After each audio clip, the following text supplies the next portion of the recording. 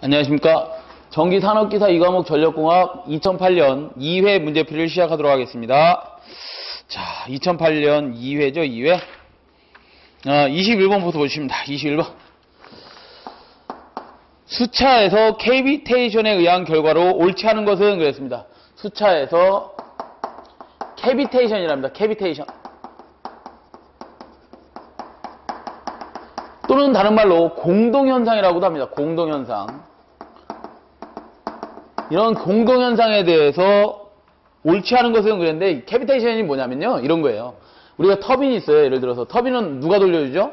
물 위치 에너지에 의해서 뭐가 되는 거야? 터빈이 돌아가겠죠. 물을 저 위에서 밑으로 떨어지면 터빈 날개가 돌아가면서, 여기 뭐야? 터빈 날개 축에 뭘 달아놨겠어? 발전기를 이렇게 달아놓고 발전을 할 때 사용하는 거죠. 그러면 이 터빈 발전기가 달려있는 데에 물이 들어왔다가 나가는 데가 있을 거 아니야? 그걸 우리는 이렇게 빼줍니다. 빼주면서 그걸 어디다 버리는 거지, 물을?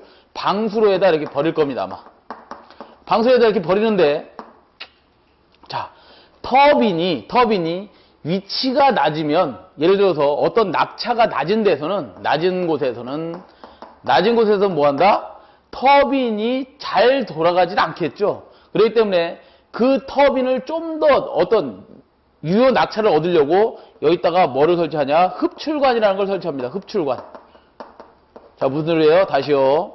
터빈을 빨리 돌리기 위해서, 더 효율을 높여주기 위해서 뭐 한다고? 낙차가 작은 곳, 이렇게 낙차가 뭐 30m다, 50m다, 200m 정도밖에, 100m 정도밖에 안 된다 그러면 터빈을 더 빨리 돌려주고 효율을 높여주기 위해서 흡출관을 설치해서 물이 여기 충만되게 만듭니다. 물이 충만됐다는 얘기는 뭐예요? 물이 꽉 차게 만들면 그 낙차까지도 뭐를 이용하는 거야? 유효 낙차로 이용을 할 수가 있습니다. 흡출관이 뭐 하는 거라고? 유효 낙차를 더 얻으려고 하는 거예요. 이렇게 흡출관을 달아놨는데, 이 흡출관이 너무 높아버리면 어떤 현상이 생기냐면 중간중간에 진공 상태가 돼버립니다. 그러니까 뭐야? 여기에 물이 비어있는 상태가 돼버려. 이렇게 되면 여기가 뭐가 되죠? 증기가 이렇게 쭉 찹니다. 증기가 차면 그 증기가 압력이 높은 곳에 다시 내려가면 얘가 폭발을 해요. 폭발을 하면서 터빈의 날개가 있을 거 아니야? 그 터빈 날개를 계속해서 침식을 시켜버립니다. 그러니까 막 뭐 한다는 거죠? 걔가 터빈 날개를 막 때립니다. 그러면 터빈 날개가 구멍이 뽕뽕뽕 날 정도로 때려버려요. 터빈 날개 자체가 납이나 뭐 이런 것들로 만들어놨기 때문에, 뭐 물론 스테인으로 만들면 좋겠지만 워낙 또 그렇게 해서 만들면 안 되는 부분이 있어서 어쩔 수 없이 뭐 납도 좀 들어가고 뭐 등등 이렇게 주석도 섞이고 뭐 이렇게 해서 날개를 만들어 놨는데, 걔네들이 폭발당하고 어떤 구멍이 뚫리면 뭐 해서 당연히 효율이 떨어질 거 아니에요, 그죠?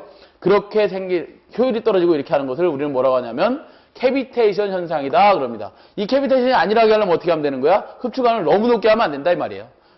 낙차를 좀 더 얻으려고 흡출관을 너무 높게 하면 이런 현상이 생기니까, 공동현상, 캐비테이션 현상이 생기니까 흡출관을 너무 높게는 하지 마라. 물론 낙차를 얻는 데는 좋지만 흡출관은 너무 높게 하면 캐비테이션 현상이 생긴다. 그러면서 어떤 수증기에 의해서 날개를 침식당하는 일이 발생할 것이다. 그러면 어떤 현상이 나타나는지 옳지 않은 것을 찾으시오 그예요. 1번에 보시면 유수에 접한 러너나 버킷 등의 침식이 발생한다 그랬어요. 1번은 맞고요. 2번 수차의 진동을 일으켜 소음이 발생한다. 평평하고 매끄럽던 날개가 갑자기 구멍이 뚫리고 이러면 불균형이 발생할 거 아니에요. 그러면 당연히 진동을 일으키고 소음이 발생합니다. 세 번째, 흡출관 입구에서 수압의 변동이 현저해진다. 맞고요. 4번 물에 역류하는 현상이 발생한다는 아니다. 그래, 답은 4번이 됩니다. 4번. 캐비테이션이 뭔지 아셨죠? 자, 22번으로 가죠. 22번. 이 캐비테이션은 우리 수차 발전소에 뿐만 아니라 소방하시는 분들, 펌프 다루는 분들은 굉장히 예민합니다. 이 캐비테이션 때문에. 자, 22번. 교류 송전에서는 송전 거리가 멀어질수록 동일 전압에서의 송전 가능 전력이 적어진다. 다시요. 교류 송전에서는 송전 거리가 멀어지면 동일 전압에서의 송전 가능 전력이 적어진다. 다음 중 그 이유로 맞는 것은 그랬는데, 거리가 길어지면 X 값이 어떻게 되는 거지? X 값이 커져요, 작아져요? 당연히 커지죠. 이 X가 뭐예요? 유도성, 뭐예요? 리액턴스가 커진다 이 말이야. 우리 임피던스는 어떻게 구성되어 있어요? 전선에 가지고 있는 고유의 저항 R에다가 j2의 xl이잖아요. 그죠? 유도성 리액턴스. 얘가 다 오음값 아니야, 오음값. 그죠? 선이 갖고 있는 저항성분이라든가 리액터 성분이 우리 전선을 딱 구매해갖고 오면 킬로미터당 얼마입니다라고 나와요. 그 킬로미터가 예를 들어서 10m인지 100m인지 따라서 당연히 그 x값도 10m 곱하기 해주면 되고 100m 곱하기 해주면 그 x값도 그만큼 커지는 거 아니야. 그죠? 얘가 커지면 가능 송전 전력은 x분의 이렇게 배우신 공식 있죠. ES-ER의 사인 델타로부터 x가 커지면 뭐예요? 송전 전력이 당연히 줄어들지.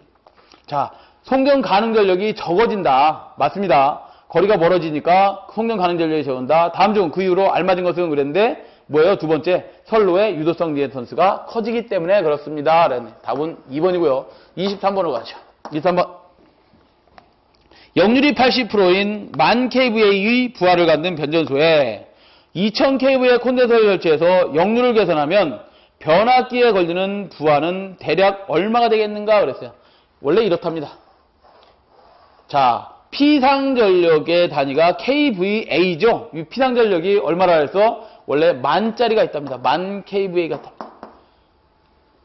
kVA가 있고 여기에 역률이 0.8이라고 했고 이때 유효전력을 구해보면 P 킬로와트죠. 킬로와트. 어떤 유효전력을 구해보면 유효전력은 어떻게 구해요? 피상전력 VI 볼트 암페어 VI 코사인 세타가 되겠죠. 코사인 세타가 0.8이면 얼마 걸리는 거예요? 8,000 킬로와트가 걸렸겠죠. 이렇게 걸렸을 겁니다.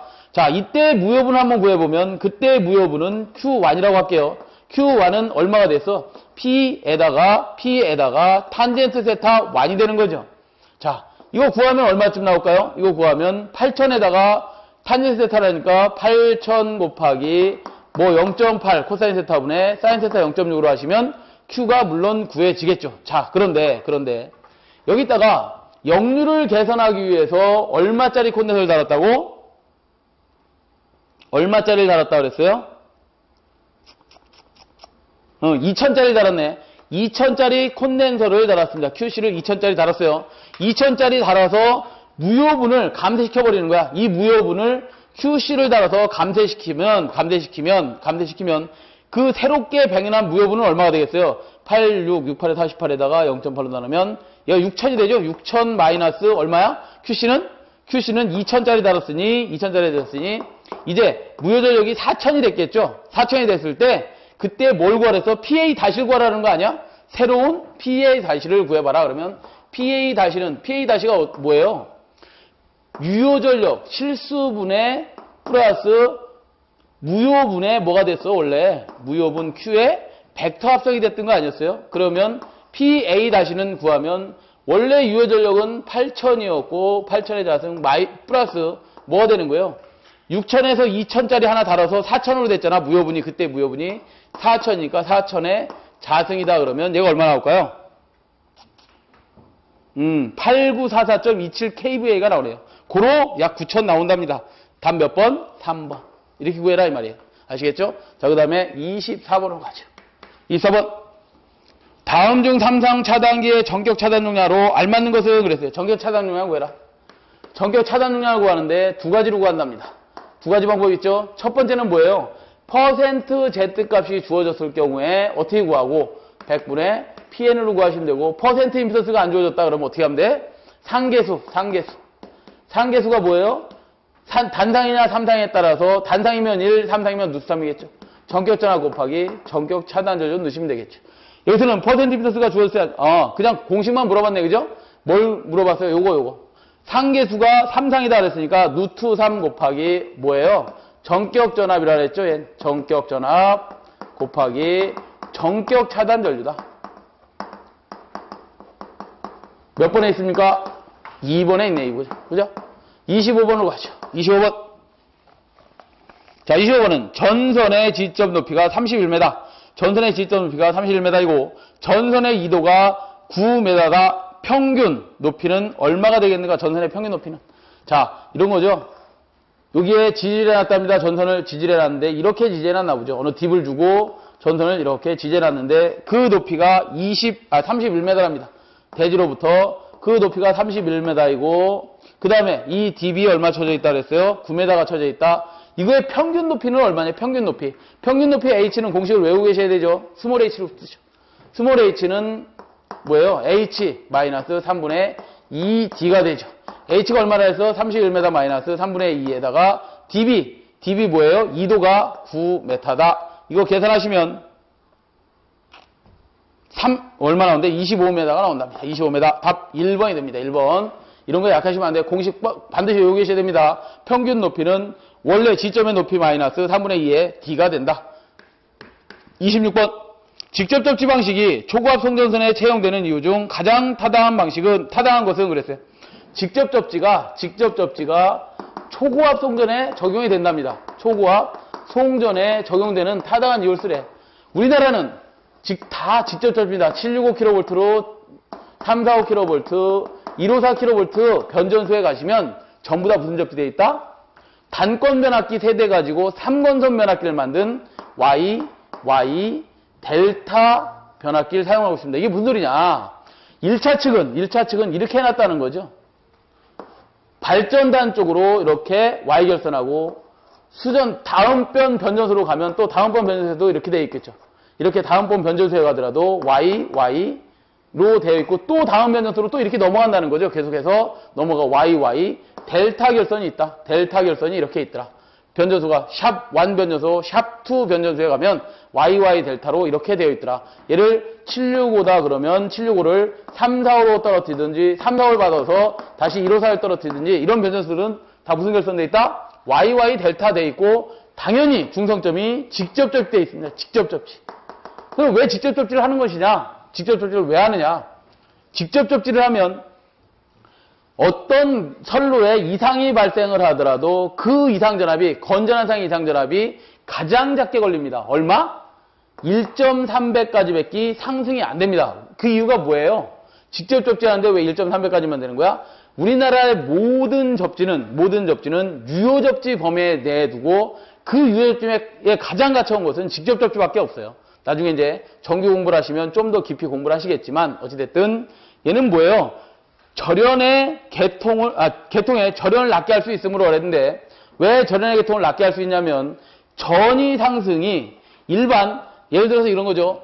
비접지 계통이다 그러면 건전한상의 전위 상승이 어떤 고장에 의해서 몇 배까지 올라간다 그랬어? 루트 3배까지 올라가지만 직접 접지는 몇 배까지밖에 안 올라가요? 1.3배까지밖에 안 올라간다. 그것도 상으로 나누면 약 원래 전압의 몇 프로까지밖에 안 올라가는 거야? 80%밖에 안 올라가. 0.75겠죠? 이거 나누면 0.75, 75%까지밖에 안 올라가게 이렇게 되어 있어요. 그러니까 건전하게 전위가 상승이 안 되다 보니 절연을 굳이 강화할 필요가 없는 거죠. 그래서 절연비를 아껴보자 해서 직접 접지를 하는 겁니다. 이렇게 비접지하면 어떻게 해야 돼? 또는 소리렉터 접지하면 어떻게 해야 돼요? 전위 상승이 누트 300까지는 되기 때문에 상전압보다도 누트 300 된다 이 말이야. 그러면 당연히 절연비가 많이 들어갈 거 아니에요. 그렇지만 직접 접지는 절연비가 적게 들어가더라. 그래서 직접 접지를 많이 사용합니다. 왜? 우리나라는 돈이 없으니까. 돈이 많은 나라 같으면 굳이 이렇게 할 필요가 없는 거죠. 일본 애들이 처음에 우리나라에다 무슨 접지 하시는지 아십니까? 소리액터 접지해놓고 왔어. 소리액터. 68년에 다 떼냈어. 왜? 돈이 없어갖고. 배고파갖고. 뜯어먹으려고? 아니요. 절연비 아끼려고. 자, 27번으로 가죠. 다음은 카르노 사이클이다. 단열 팽창에 해당되는 구간은 그랬어요.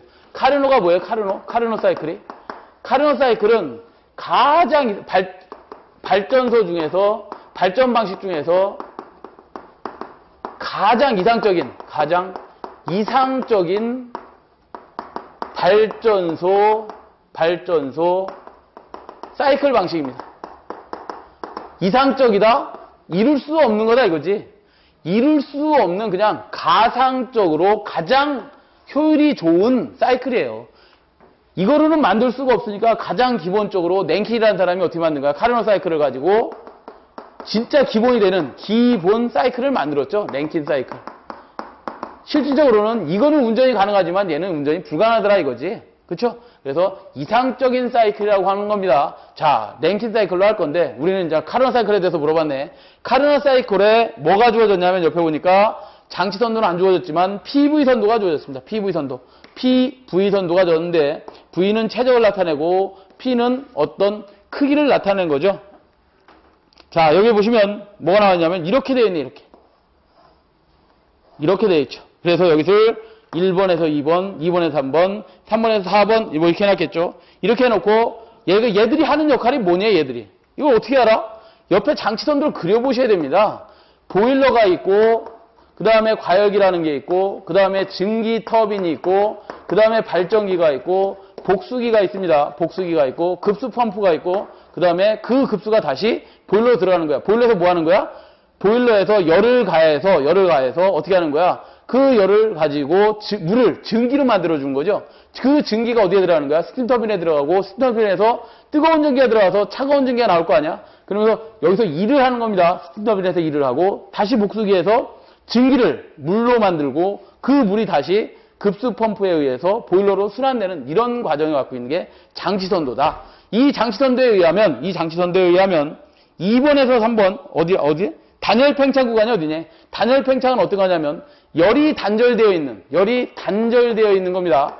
열이 단절되어 있고 일을 한다 이거야. 팽창하면서 일하는 곳은 어디냐? 자, 만약에 열을 계속해서 같은 온도로 간다면 그건 뭐가 되겠어? 등온이 되겠지. 등온. 그래서 여러분들 풀이해 보시면 등온 팽창이라던데 1번에서 2번이 어디냐면 보일러에서 계속 같은 온도로다 열을 가해주는 것을 우리는 등온 팽창한다고 한답니다. 등온 팽창하는 것이고, 그 다음에 우리가 단열 압축한다 그러면 여기는 이제 스팀 터빈 입구다 그러면 입구에서의 열은 차단됐죠. 단열하고 얘가 일을 하잖아. 그래서 여기가 2번에서 3번이 되는 겁니다. 그 PV 선도에 보면 2번에서 3번이 뭐라고요? 스팀 터빈에서 일을 하는 단열 팽창 구간이 돼요. 이거. 단열 팽창 구간이 됩니다. 그럼 3번에서 4번은 무슨 구간이냐? 3번에서 4번 구간은 뭐냐면 얘가 복수기에서 버려지는 열량이 되는 거야. 복수기에서 버려지는 열량이 됩니다. 여기도 열 차단돼 있죠? 열은 차단, 같은 온도로다 열은 차단한 등온 압축하는 구간이에요. 여기 이거 있잖아, 이거. 4번이 여기 있네. 여기 보면 등온 압축한다. 누가 압축하는 거야? 펌프 갖다가 압축을 가하는 거야. 압력을 가해주는 겁니다. 그 물이 다시 보일러로 들어가는 겁니다. 그 물이 다시 보일러로 들어가서 보일러에서 다시 어떻게 하는 거야? 일을 해서 또 그 물이 어디 들어가는 거야? 스팀터빈 입구 쪽으로 가는 이런 과정입니다. 그래서 단열 팽창은 어디? 2에서 3번이 답이 되겠다. 답은 2번이 되겠네. 2번. 다음 28번으로 가죠. 28번. 자, 28번 보시면 정전된 값 이상의 별표 좀 해놓으세요. 이 문제는. 시험에 아주 잘 나옵니다. 우리 27번 같은 거는 잘 안 나와. 저런 건 잘 안 나와. 발전 문제니까. 근데 28번 같은 경우는 시험에 아주 잘 나옵니다. 정전된 값 이상의 전류가 흘렀을 때 동작 전류와 크기와 관계없이 항상 정해진 시간이 경과한 후에 동작하는 계전기는 그라 그랬는데 이거는 계전기의 전류 시간 특성 곡선을 좀 여러분들이 알고 계셔야 돼. 28번은 계전기의 뭐라고요? 계전기의 전류와 시간의 관계를 알아야 돼. 전류 시간 특성 곡선을 좀 아셔야 되는데 한쪽에다 그려놓으세요. 자, 이렇게 그려주시고 가로축을 전류의 크기로 합니다. 세로축을 시간으로 해서 가로축은 0점으로부터 전류가 커지는 부분이고 세로축은 0초부터 시간이 길어지는 곡선을 나타내는 거죠. 자, 그러면 어떻게 동작하느냐? 계전기 종류는 4가지로 구분합니다. 4가지로 구분하는데 자, 어떤 전류값 이상이 되면 즉시 동작하는 것. 자, 어떤 계전기에 어떤 전류 이상이 들어오면 바로 동작하는 계전기가 필요해. 걔가 뭐냐면 순한시 계전기라고 합니다. 순한시 계전기. 예를 들어 이런 거죠. 단락이 생겼어. 단락이 생기면 단락 전류가 대단히 크겠죠. 그 값은 무조건 이건 단락고당이구나 하고 순간적으로 바로 동작해야 되는 계전기가 필요하다 이 말이야. 걔를 우리는 순한시 계전기라고 합니다. 다시 제가 뭐라 그랬죠? 일정 전류 이상이 들으면 즉시 동작하는 계전기가 뭐라고요? 순한시 계전기고, 그 다음 일정 전류 이상이 들어오면 그 크기와 이제 관계없어. 그 크기와 관계없이, 전류의 크기에 관계없습니다. 전류의 크기에 관계없이 항상 정해진 시간, 세팅되어 있는 시간, 세팅을 해놨습니다. 이 세팅되어 있는 시간에 동작하는 계전기를 우리는 정해진 시간에 동작한다 해서 정한시 계전기라고 합니다. 정한시 계전기라고 합니다. 자, 또 어떤 특성 곡선이 있냐? 전류값이 크면 빨리 동작하고 전류값이 작으면 느리게 동작하는 계전기가 있습니다.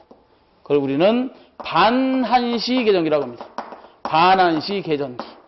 다시요. 전류값이 크면 빨리 동작하고 전류값이 커졌잖아. 그러면 빨리 동작하고 전류값이 작죠. 시간은 길어지지 느리게 동작하는 계정기를 반한시 계정기라고 합니다. 자, 어느 정도까지는 반한시성이다가 어느 전류 이상이 되면 정해진 시간에 동작하는 계정기가 있어요. 걔를 뭐라고 하냐? 우리는 정반한시 계정기라고 합니다. 자, 요 네 가지 특성을 좀 알고 계시고, 지금 우리는 시험에 뭐 물어봤어요? 정전땡값 이상의 전류가 흘렀을 때 동작 전류의 크기에 관계없이 정해진 시간에 동작하는 계정기는 뭐냐 그랬어? 정한시 계정기라고 그랬죠? 정한시 계정기. 답 몇 번? 2번. 네 개를 다 알고 계셔야 됩니다.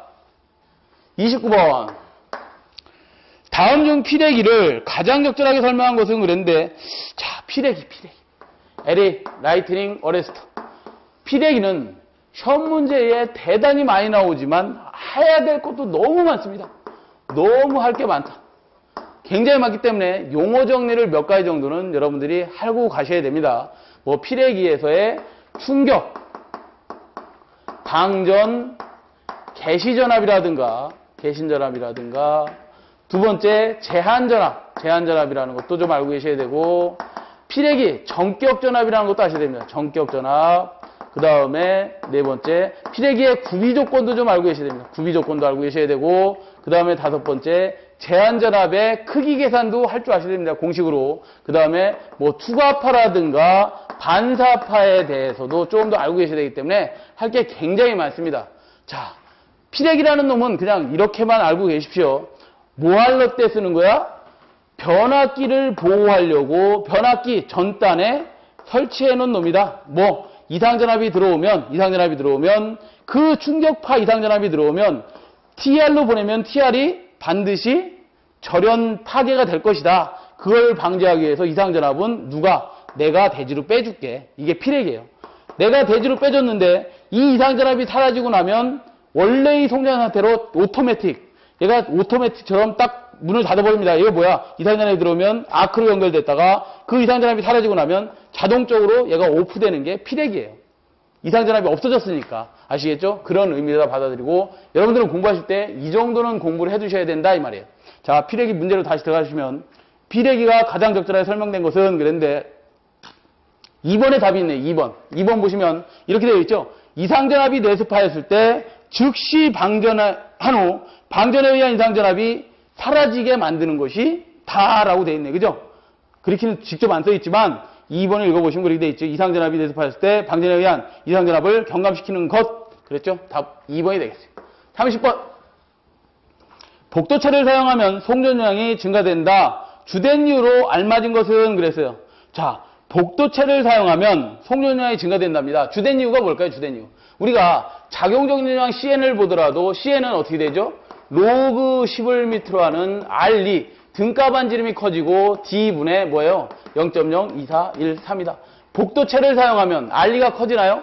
R2가 커지면 전체 값은 어떻게 되는 거야? 이거는 작아지는 거지. 이게 작아지면 당연히 C는 커지죠. 정전량도 커지지만 L 값은 어떻게 돼요? L 값, X 값은 유도성 리액턴스는 작아지죠. 리액턴스 X는 작아지더라. L 값이 작아지니 L 값은 어떻게 돼요? L 값 이걸 이렇게 되지. 0.05 플러스 0.4605 로그 10을 밑으로 하는 R2분의 D에서 얘도 커지고 얘도 어떻게 돼요? 복도체만큼 뭐가 되는 거야?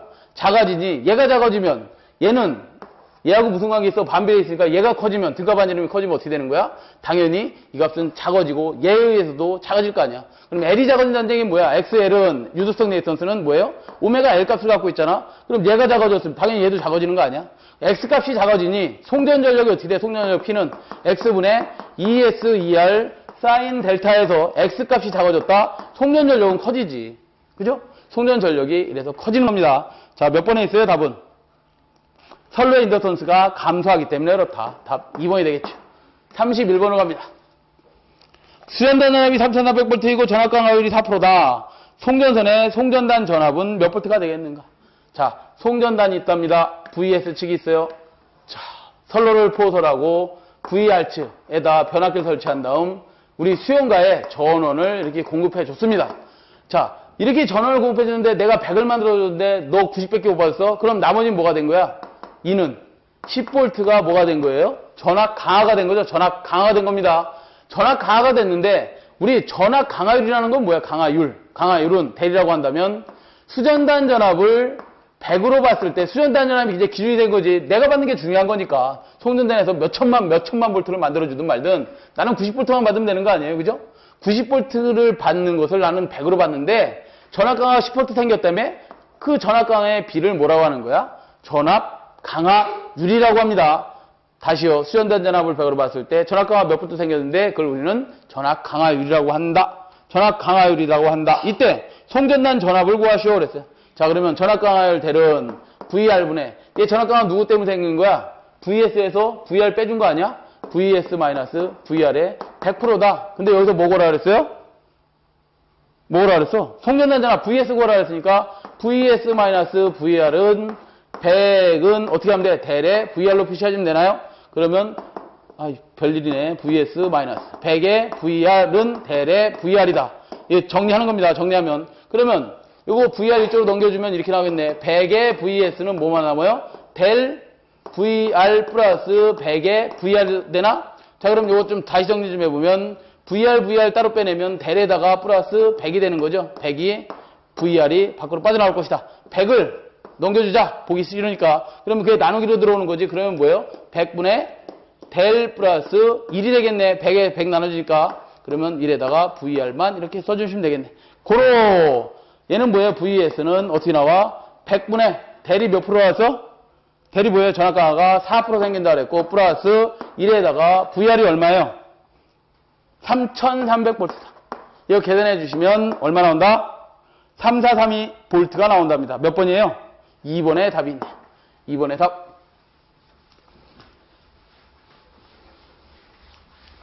전개를 자꾸 해보시면 됩니다. 어려운 건 없어요. 32번. 32번으로 가죠. 어느 빌딩 부하의 총 설비 전력이 설비 용량이 400kW랍니다. 수용률이 0.5라고 하면 이 빌딩의 변전 설비 용량은 몇 kV인가? kVA 밑줄 뭐야? 변압기 용량 kVA 구하시오 이거죠? 그쵸? 부하는 뭐예요? 기본 단위가 킬로와트가 되겠지. 와트 또는 킬로와트가 되겠죠. 어떤 킬로와트를 뭘로? kVA로 변환해주면 어떻게 해야 돼요? kVA는 역률로 킬로와트를 나눠주면 kVA가 나오는 거죠. 자, 이건 알고 그 다음에 단 부하 역률은 80%라고 한다. 이때 변압기 용량을 구하시오 그랬네. 변압기 용량은 어디서 구하시면 가장 빠르냐면 부등률식에서 구합니다. 부등률은 합성한 최대 전력, 얘들 다 합성했는데 합성한 최대 전력, 최대 전력분의 뭐예요? 부등률은 각 수용가라고 할게요. 그냥 수용가 최대 전력의 합이다. 합. 부하가 지금 몇 개 있어요? 하나밖에 없네. 다행히도 하나밖에 없는데 이 부하가 2개 있다면 얘들의 합이라 이 말이야. 얘들의 합. 설비 용량의 얘들 각수요 최대 전력의 합을 어떻게 하라는 거야? 요 위에다가 넣으라는 거야. 분자에다 넣으라는 거죠. 여기서 합성한 최대 전력 가지고 kVA 구라 그랬으니까 얘 어떻게 해야 돼? 얘가 원래 뭐야? 킬로와트인데 얘도 킬로와트인데 얘를 구라 했으니 이 합성한 최대 전력 킬로와트는 어떻게 구해요? 부등률하고 자료만 바꾸면 될 거 아니야? 부등률 분의 뭐가 되겠어요? 각 수용과 최대 전력 하나뿐이 없잖아. 걔가 얼마짜리라 그랬어? 400kW랍니다. 400kW고 얘 400kW가 여름 부하가 있고 겨울 부하가 있어서 그 여름에는 쓰는 부하가 겨울에 사용하지 않을 거 아니야? 그럴 때에 어떤 50%만 사용했다면 수용률은 몇 프로가 되는 거야? 50%만 되는 겁니다. 근데 여기서는 수용률이 역시 50%라고 줬네요. 그럼 0.5를 이렇게 곱해주면 그 수용가, 각 수용가의 최대 전력의 합이 나오는 것이고 부등률은 주어졌어요? 안 주어졌어요? 안 주어졌죠? 그러면 1로 두시면 얘가 얼마 나와? 400 곱하기 0.5니까 400 곱하기 0.5는 200이 되나? 네. 200kW가 됐겠네요. 킬로와트가 나왔다 됐습니다. 합성 최대 전력도 킬로와트로 구해졌겠죠. 자, 그런데 문제는 kVA 구하라 그랬잖아. kVA. 그죠? kVA 구하려면 얘 어떻게 하라 했어? 역률 코사인에서 나눠주라며. 역률이 몇 프로? 0.8이랍니다. 그럼 이거 나누면 좀 더 커지겠지. 값은 얼마? 250 kVA가 나온 겁니다. kVA를 구하라 했으니까 킬로와트를 어떻게 해야 돼? 역률로 나눠줘야 되겠지. 그래야지만 kVA가 나온다. 250이 나온답니다. 답 몇 번? 2번에 있네. 2번. 33번으로 가죠. 33번. 차단기의 개폐에 의한 이상전압은 대부분 송전선 대전압의 몇 배쯤 되겠는가 그랬어요. 참 어렵죠. 얼뚱얼뚱한 문제를 막 물어보네요. 그죠? 33번은 이상한 문제를 물어보네요. 자, 이상전압에 대해서 물어보는 겁니다. 이상전압은 크게 두 가지로 나눕니다. 첫 번째, 외부 이상전압이 있고, 두 번째, 내부 이상전압이 있습니다. 자, 외부 이상전압에는 외부에 전선이 밖에 깔려 있을 때 외부 직경내라든가 유도례에 의해서 생기는 이상전압을 외부 이상전압이라고 합니다. 직경내와 뭐라고요? 유도례에 의해서 만들어지는 뇌를 외부 이상전압이라고 합니다. 내부 이상전압에는 또 두 가지로 나눠지는데 크게 어떻게? 개폐, 서지가 이상전압이 있고요. 개폐, 서지가 뭐예요? 차단기를 개방하거나 폐로 할 때 나오는 이상전압을 개폐서지라고 합니다. 개폐서지 이상전압.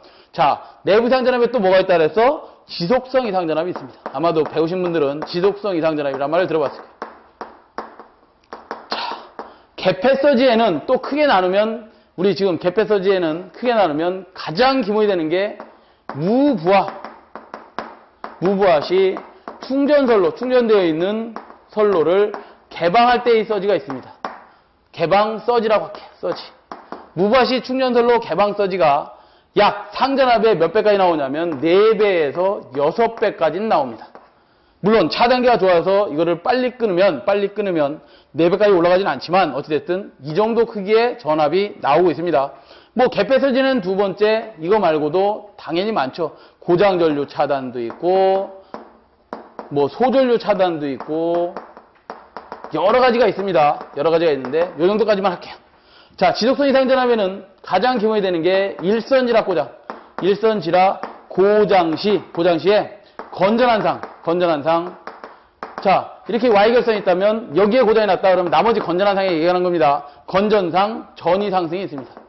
전이상승치가 기본이 되고요. 뭐 두 번째 뭐 페란티 현상이라든가 그 다음에 발전기가 자기여자되는 자기여자 현상, 뭐 이런 것들이 있습니다. 자기여자 현상. 이런 것들이 있는데, 그 중에서 지금 4배에서 6배 얘기 나온 건 뭐야? 이거.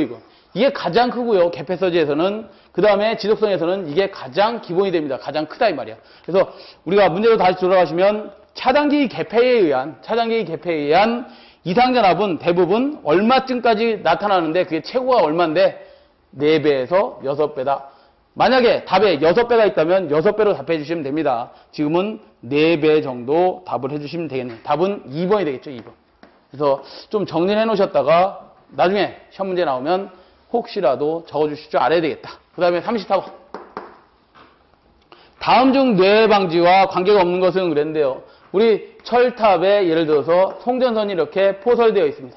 자, 이렇게 되어 있는데 뇌에는 뭐가 있다 그랬지? 전선에 직격되는 직격뇌가 있고 그 다음에 어떤 가공지선이라든가 뭐 주위에 지네들끼리 구름 간에 지네들끼리 플러스와 마이너스가 서로 뭐 되는 충돌해서 양극화되고 얘네들이 유도되는 유도례 이런 것들이 있습니다. 유도례들도 있고 직격뇌도 있고 이런 것들이 있는데 그 뇌 관계가 없는 것은 뇌 방지와 관계가 없는 것은 그랬어요. 뇌 방지와 관계가 없는 것은 뭐냐면 여기서 댐퍼입니다. 댐퍼가 뭐예요? 댐퍼. 전선에 진동방지하는 거지. 진동방지고 보기 2번 한번 잠깐 보시면 답은 1번이 될 거고요. 2번도 한번 보시면 소호각이 뭐예요? 소호각. 여기에 다뤄준 건 소호각, 소환. 뭐 하려고? 이상전압으로부터 뭘 보호하려고? 애자 보호하려고 소호각, 소환 달아주죠. 자, 그 다음 가공지선은 뭐예요? 요게 가공지선이 전선이 있다면 가공지선이 있어요. 얘가 이상전압이 칠 걸 어떻게 하는 거야? 직접 칠 거를 지가 막아주겠다 이거죠. 이걸 우린 가공지선이라고 하고 그 다음에 매설지선은 뭐예요? 우리 대지의 철탑에 뭐? 매설지선을 포서해서 저항 R값을 작게 해주면 이상전압이 들어왔다.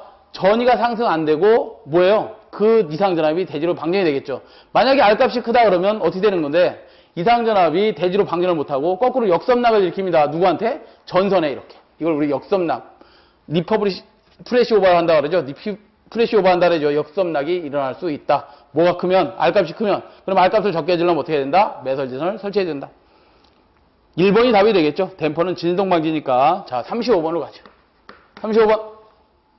원자력 발전에서 제어봉의 밑줄, 제어봉에 사용되는 지어지로 알맞는 것은 그랬는데, 제어봉이 뭐냐면 이런 겁니다. 원자로가 있어요. 원자로가 있으면 원자로 통이 있겠죠. 이렇게. 원자로 통이 있고, 이 원자로 통을 다 뭘로 채워놨겠어요. 이렇게.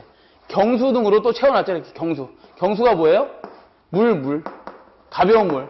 물 갖다 이렇게 딱 채워놓고, 원자로를 이렇게 물속에다 넣어놨을 겁니다. 왜 넣는 거야, 이거? 얘가 감속제로 쓰려고. 물이 감속제야, 감속. 뭘 감속하는 거예요? 중성자의 우라늄의 중성자가 충돌하면 얘가 뭐 하는 거야? 분열을 합니다, 분열.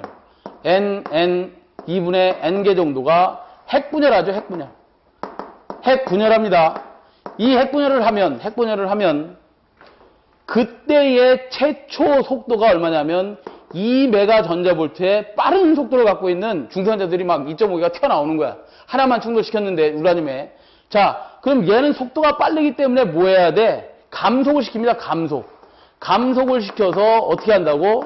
우리가 진짜 분열해서 원자력 발전에 사용하는 열중성자를 만듭니다. 0.025 전자볼트의 열중성자를 만드는데, 이때 이 감속제가 어떤 원인에 의해서 얘들이 감속이 안 되고 얘네들이 분열을 너무 많이 해버린다. 그러면 원자로가 뭐가 되겠어? 폭발해버리겠죠. 폭발하는 것을 방지하기 위해서 원자로 지붕 위에다가 뭘 달아놨어? 이렇게 대롱대롱 봉을 하나 만들어놨습니다. 이렇게. 그러면 얘가 봉이 예를 들어서 너무 많이 분열한다 그러면 얘가 뚝 떨어지게 돼 있습니다. 뚝 떨어져서 원자로 내부로 들어가겠죠. 이렇게. 원자로 내부로 들어가서 뭐 하는 거야, 얘가? 이 중성자를 막 먹어버리는 겁니다. 이거를 제어봉이라고 해요. 그 제어봉의 재료는 하프늄 또는 카드뇽 또는 뭘 갖고 만드냐면 붕소 갖고 뭐를 만든다? 제어봉을 만듭니다. 어찌됐든 여기서 제어봉에 사용되는 재료로 알맞는 것은 그랬는데 1번에 하프늄이 있죠. 하프늄 또는 카드뇽, 붕소가 답이 되겠죠. 답 1번이고요. 36번으로 가죠. 36번은 여러분들이 공식을 외울 수 없는 게 나왔네. 터빈 입구의 엔탈피 815kcal/kg. 엔탈피 또는 엔트로피를 여러분들이 연력학에서 공부를 하셔야 되는데, 사실은 이 연력학을 공부하시려면 제가 연력학에서 엔트로피, 엔탈피 책만 봤는데 두께가 이만해요. 공부할 수가 없어 도대체. 제 지인 중에 카이스트 나오신 분이 있어가지고 다 엔트로피에 엔탈피에 대해서 좀 잘 알려두고 그랬더니 그냥 포기하십시오 그러더라고. 걔네들은 알고 있겠죠. 머리가 좋으니까. IQ가 막 156, 157 막 이런 애들. 저희는 그렇게 안 되잖아요. 그죠? 걔네들은 알고 있겠지만 뭐 길게 설명하라면 도저히 말씀을 드릴 수가 없는 것이고 이런 거예요. 그 단위를 한번 보세요. 단위가 킬로그램으로 킬로그램/, 킬로칼로리 돼 있잖아. 그러니까 얘가 뭐냐면 증기 1kg이 하는 일의 양이에요. 열량이야. 그냥 열량. 킬로칼로리가 뭐야? 열량이잖아. 열량의 단위잖아. 근데 킬로그램이라고 퍼 킬로그램이 되어 있으니까 이렇게 되는 거지. 킬로그램. 증기 1kg이 발생하는 증기의 열량이죠. 일량이란 말이야. 일량. 킬로칼로리가 되겠지. 이게 뭐라고? 엔탈피랍니다. 엔탈피. 걔가 얼마? 815랍니다. 복수의 엔탈피가 270이랍니다. 복수가 뭐냐면 복수기입니다. 복수기에 들어가는 엔탈피가 270이랍니다. 217? 270이랍니다. 유입 증기량이 300톤/h랍니다. 유입 증기량을 우리는 여기서 G라고 표시해놨네요. G는 얼마라고 표시했어? 300톤/h랍니다. 증기의 원래 기본 단위는 얘도 킬로그램이 했기 때문에 당연히 킬로그램 단위 들어가야 됩니다. 그러면 얘를 킬로그램으로 바꾸면 어떻게 되지? 300톤을 킬로그램으로 바꾸면 10의 3승 킬로그램/, 시간당 만들어진 증기의 양이 되는 거죠. 시간당 소비된 증기의 양이 나온다 이 말이야. 증기양 이렇게 되고, 그 다음 발전기의 출력은 75,000kW로 된다. 발전기 효율은 0.98. 터빈의 열효를 구하시오. 자, 무슨 소리냐? 우리가 장치선들을 다시 한번 그려보면 보일러가 있고 과열기가 있고 증기 터빈이 있고 여기에 발전기가 달려 있고 그 다음에 여기 복수기가 있죠. 이렇게 복수기가 있고 그 복수기에서 물이 돼서 다시 급수펌을 통해서 보일러로 들어가는 사이클이 이게 기본 장치선도인데 여기에 이 B에서 나온 증기의 양이 어디 들어가는 거야? 그대로 터빈 입구로 들어가잖아요. 터빈 입구에 들어가는 증기의 양이 이만한 엔탈피가 I라고 한다면 엔탈피 I가 얼마야? I1이라고 할게 이거를. I1이 815kcal/kg입니다. 복수기로 들어가는 여기 일을 하고 마치고 나온 증기의 엔탈피가 얼마라는 거야? I2라고 할게요. 예, I2가 270kcal/kg라는 겁니다. 자, 이렇게 되어 있고 그 증기의 양은 시간당 얼마가 소비된다고? 300 곱하기 10의 3승 kg/h가 소비되고 있답니다. 이때 뭘 구하라는 거야? 이 터빈, 스팀 터빈의 효율을 구합니다. 스팀 터빈의 효율. 스팀 터빈의 효율 이타T는 이렇게 계산됩니다. 어떻게 되냐면 입력분의 출력이 되는 거죠. 입력분의 출력으로 계산하시면 됩니다. 입력이 얼마야? 엔탈피 I1 마이너스 I2. 얘가 일을 한 거잖아요. 입력이 들어와서 출력이 나간 거 요거 엔탈피 마이너스 I2 곱하기 증기의 양을 곱해주시면 됩니다. 증기의 양을 G라고 했으니까 증기양 G분의 뭐가 되는 거예요? 860 PG가 됩니다. 이게 뭐예요? PT가 되겠지, PT. 왜? 터빈에서 나온 출력 곱하기 100% 하시면 됩니다. 자, 그런데 여기 발전기 효율이 주어졌으니까 발전기 효율은 어디서 누가 담당해야 되는 거야? 얘가 효율이 떨어진 만큼 얘가 담당을 해야 되겠죠. 그래서 얘를 니타 T 터빈 효율로 나눠줍니다. 발전기 효율을 나눠줘야지만 터빈 효율이 커지는 거잖아, 그죠? 그러면 I1이 얼마라는 거야? 815 엔탈피 마이너스 270 곱하기 증기량이 얼마라 그랬어? 300 곱하기 10의 3승 해야지만 kg/h가 나오죠. 분의 곱하기 니타 G가 몇 프로 주었어요? 발전기 효율이 0.98이 주어졌나? 네, 0.98. 0.98분의 860 곱하기 얘가 PT가 얼마 주었어요? 발전기 쪽에 나가는 출력이 75000kW랍니다. 곱하기 100% 해주면 걔가 40.3이 나온다. 이거 공식 본 적도 없는데 이걸 어떻게 풀어? 여러분들 이 공식을 외우지 마시고 이거는 시험에 거의 안 나와요. 어떤 공식을 하나 외워두시냐면 이 공식은 좀 외워두세요. 이 공식. 참고로 열사이클, 발전소의 열사이클 이타는 여기서 뭐라고 했냐? 석탄량을 M이라고 한다면 발열량분의 석탄량입니다. 발열량분의 860 W라든가 또 W는 뭐예요? 발전기 출력에다가 시간을 곱한 거 발전 전력량이 주어지든 아니면 그냥 발전 전력이 주어지든 킬로와트가 주어지든 둘 중에 하나 주어지니까 만약에 발전 전력량이 주어졌다면 여기다 시간 곱한 W로 외우시면 되는 거고 시간까지 곱해서 나온 값으로 외우시면 되는 거고 발전기 출력이 나왔다면 PG 킬로와트 곱하기 100% 이거나 외우세요. 이거. 왜냐하면 이거는 시험에 잘 나오니까. 여기가 뭐라고? M이 보일러에서 소비된 연료량입니다. 연료량.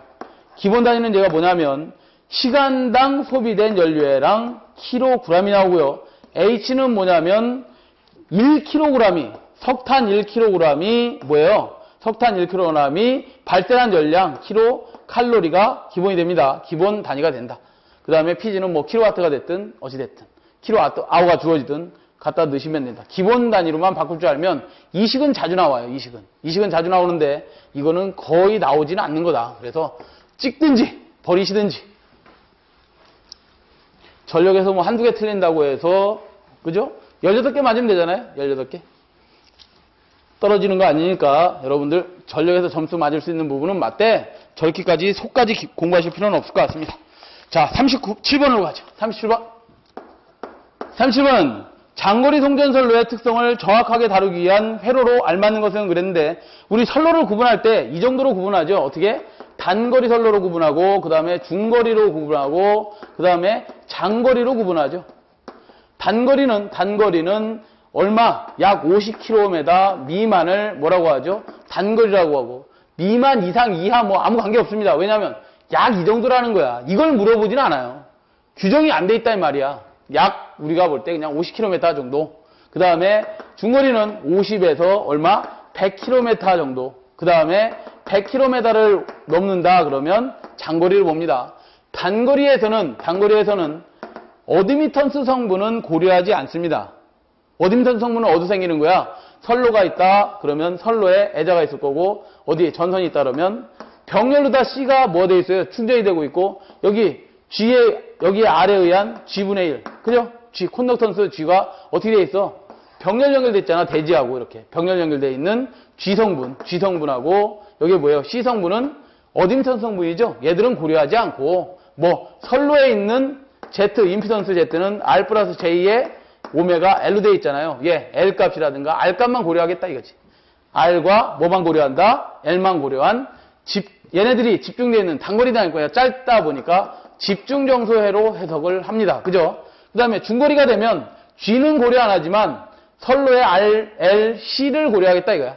R, L, C를 고려해서 얘네들을 뭐예요? 집중정수회로 해석하죠. 집중정수 해석합니다. 자, 그 다음에 장거리가 되면 요 G값, 이 누설되는 R값에 의한 역수, 콘덕턴스 G도 고려해줘서 우리가 장거리가 되면 R, L, C, G를 다 고려하겠다. 다 고려해서 어떻게 하겠다는 거야?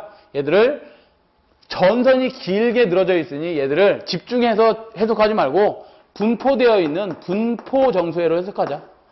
그래서 우리 시험 문제는 장거리가 되면 어떤 회로 해석한다고? 1번에 나와 있는 분포 정수회로 해석하자. 이렇게 규정하고 있습니다.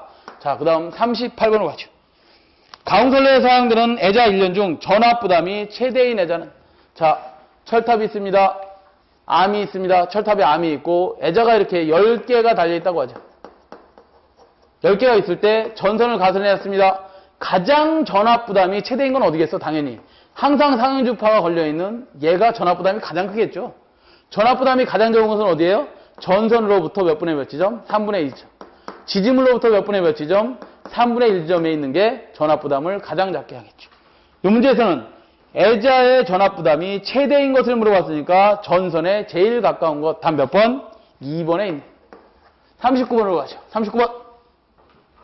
배전선로의 전압 조정 방법이 아닌 것은 그랬는데요. 전압 조정 방법이 아닌 것은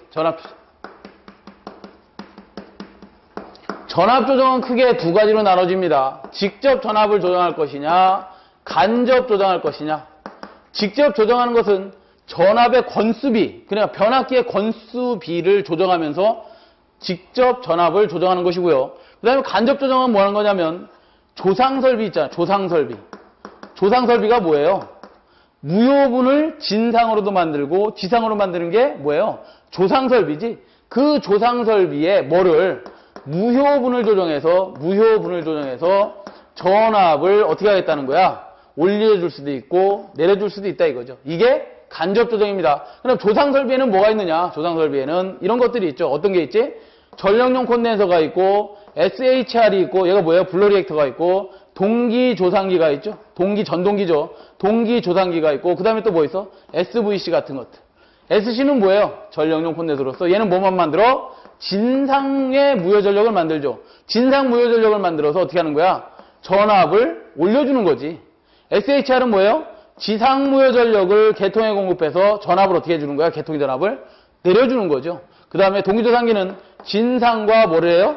지상운전을 다 하면서 전압을 올려줄 수도 있고 내려줄 수도 있는 거죠. SVC는 뭐예요? 진지상 운전하면서 얘도 전압을 올려줄 수도 있고 내려줄 수도 있다. 자, 직접 조정한다는 건 뭐야? 방금 전에도 말씀드렸지만 어떤 건수비를 조정한다. N2분의 N1이다. 얘는 V2분의 V1이다. 얘들을 건수비를 조정해서 어떻게 하겠다는 거야? 전압을 조정하겠다 이거죠. 이게 직접 조정하는 겁니다. 물론 이건 탭을 조정한다고도 얘기를 하죠. 건수비 조정하는 게 탭 조정하는 거잖아. 탭이 하나, 둘, 셋, 넷, 뭐 10개가 있다 그러면 건수비를 자꾸 조정하면서 1차 측의 전압을 조정해주면 2차 측 전압이 변합니다. 그렇게 해서 건수비를 조정하는 것이다. 뭐 슬라이닥스도 있다. 뭐 IVR도 있다. 이런 것들. 인덕션 몰테일 레귤레이터, 유도 전압 조정기, 뭐 AVR, 뭐 이런 것들 같은 거, AVR은 계정기죠. 이런 거 가지고 뭐 한다고? 전압을 조정한다. 그게 관계없는 것을 찾으라 합니다. 1번부터 보면 승합기 뭐 하는 거예요? 승합기.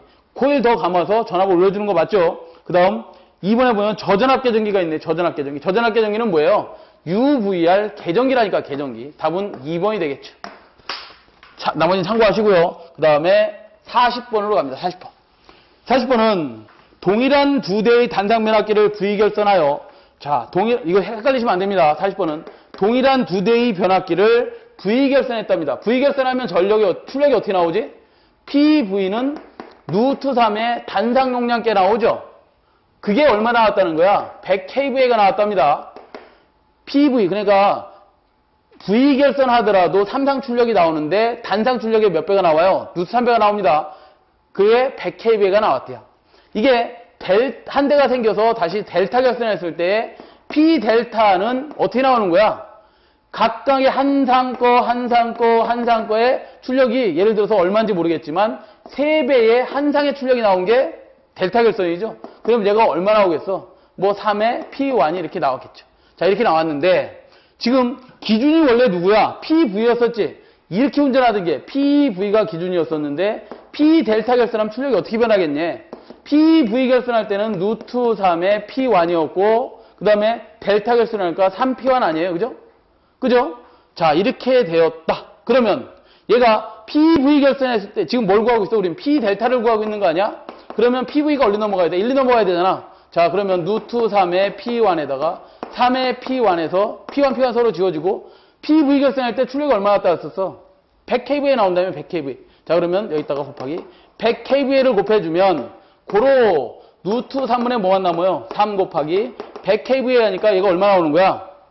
300을 루트 3으로 하면 173.2 아니야? 173.2 kVA 출력이 나오더라. 한 대 더 달았더니 얼마야? 출력이 이렇게 늘어나더라 이거죠. 그래서 답은 몇 번에 있어요? 4번에 있네. 4번. 뭘로 기준으로 할 거냐? 원래 PV 했었습니다. 그랬다가 P델타로 바꾼 거야. 그럼 P델타를 구해야지, 출력을. 예, 좋습니다. 자, 이렇게 해서 우리 40번까지 전기산업기사 2과목 전력공학 2008년 2회 문제풀이를 마치도록 하겠습니다. 수고하셨습니다.